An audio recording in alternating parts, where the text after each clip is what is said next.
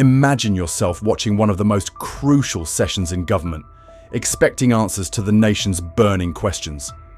But instead of clear responses, all you witness is evasion, vague rhetoric, and a prime minister who refuses to take a firm stand. This isn't political fiction. This is exactly what unfolded in the latest Prime Minister's Questions (PMQs) session, where Keir Starmer, the man leading the government, was exposed before the public's eyes. But first, make sure to hit the like button, subscribe, and join our rapidly expanding community. With millions struggling under the weight of soaring living costs, an economy teetering on the brink, and an NHS in crisis, what did this government do? Did they prioritise working families, pensioners, or the crumbling public services that millions rely on? Instead, they slashed winter fuel allowances for pensioners, leaving the elderly to choose between heating and eating, while funneling £18 billion to negotiate away British sovereignty over the Chagos Islands. A betrayal of both our history and our obligations to those who have been forcibly displaced for decades. But that's just the beginning of this government's pattern of disregard for the public. In the Rosebank oil case, one of the most significant legal battles concerning Britain's energy security, Starmer's Labour actively withdrew legal support, leaving questions about their commitment to energy independence and working-class jobs. Meanwhile, as Donald Trump made his inflammatory declaration regarding Gaza, calling for an escalation that could plunge the region into further turmoil, Starmer remained silent. Not a word of condemnation. Not even the bare minimum response expected from a so-called leader of the opposition. It begs the question, does he stand for anything at all? Or is he simply waiting to see which way the political wind blows before taking a position? Look at the numbers. Inflation might have slightly eased, but the reality for working families is far from recovery. Wages remain stagnant, real incomes continue to shrink, and small businesses, the backbone of the economy, are barely surviving amidst rising costs and falling demand.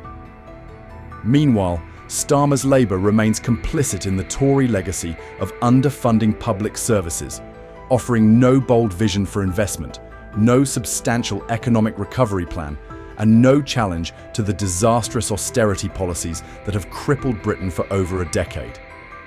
And then we come to the debacle at Prime Minister's Questions. What should have been an opportunity for leadership, clarity, and decisive action turned into a parade of dodged questions and pre-prepared soundbites. When faced with urgent concerns on public sector wages, on housing, on Britain's crumbling infrastructure, Starmer delivered nothing but vague reassurances and hollow rhetoric. It wasn't just another display of political evasion. It was concrete proof that he lacks the conviction and competence to lead. Britain deserves better than a government that pretends to care while quietly upholding the same failed policies that brought us to this crisis in the first place. The real question is, if Starmer can't hold the Tories accountable now, what hope do we have that he will be any different when he's in power? Take one glaring example. Why cut winter fuel allowances for pensioners who've worked their entire lives for this country, yet willingly throw away £18 billion in a reckless surrender of national territory? One comment perfectly summed it up. This government isn't just taking our money, they're selling off our sovereignty. And what did Starmer do? He simply stayed silent. Then there's the Rosebank oil fiasco. Hundreds of thousands of jobs depend on Britain's energy sector.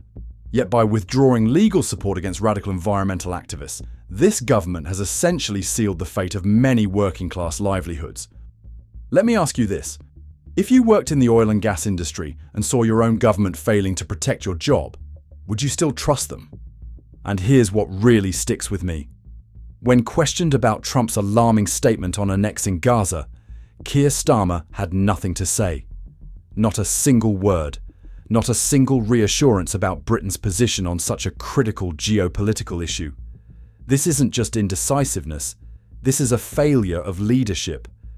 A strong nation cannot afford a leader who turns mute when faced with tough questions. And I'm not alone in thinking this.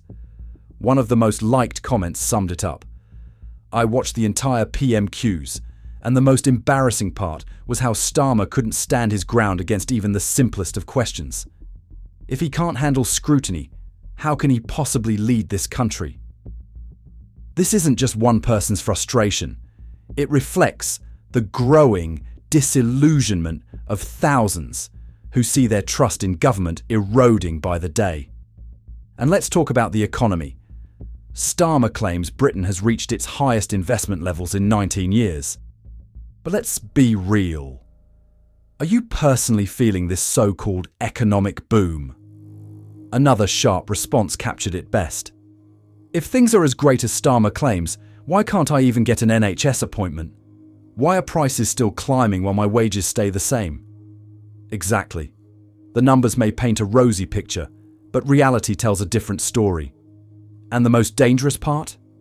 A government can recover from bad policies, but a government that refuses to take responsibility for its actions is beyond saving.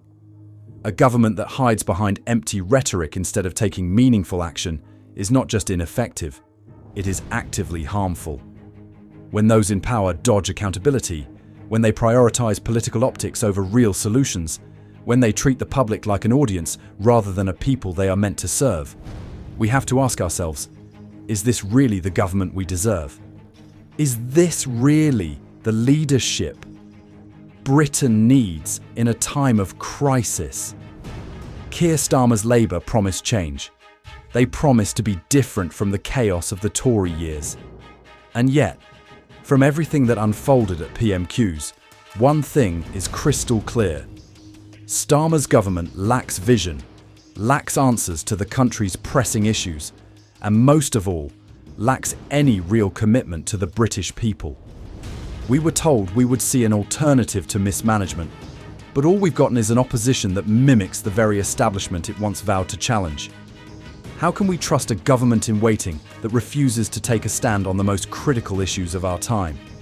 Take foreign policy, for example.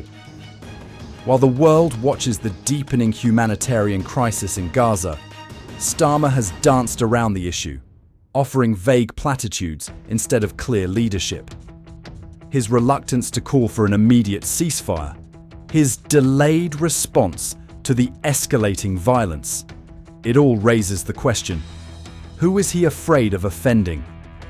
Meanwhile, his silence on Donald Trump's inflammatory comments regarding Gaza is nothing short of disturbing. A true leader speaks out against injustice, yet Starmer seems paralyzed by the fear of taking a definitive stance. At home, the failures are just as glaring. The cost of living crisis rages on, yet Labour's economic messaging remains muddled.